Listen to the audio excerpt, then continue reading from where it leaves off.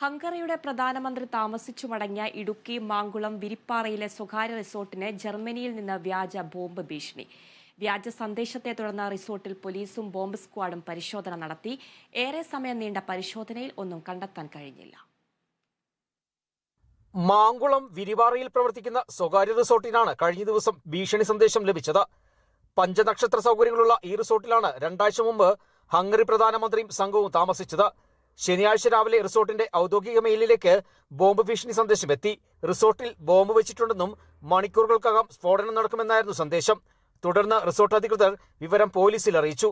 ഈ സമയം ഹോട്ടലിൽ വിദേശ വിനോദസഞ്ചാരികളടക്കം താമസിക്കുന്നുണ്ടായിരുന്നു. വിവരമറിഞ്ഞ് മൂന്നാർ ഡിഎസ്പി അലക്സ് ബേബിയുടെ നേതൃത്വത്തിലുള്ള പോലീസ്, ഇടുക്കിയിൽ നിന്നുള്ള ബോംബ് സ്ക്വാഡ്, ഫയർഫോഴ്സ് എന്നിവരടങ്ങുന്ന വൻ സംഘം റിസോർട്ടിൽ പരിശോധന നടത്തിയെങ്കിലും ഒന്നും കണ്ടെത്താൻ കഴിഞ്ഞില്ല.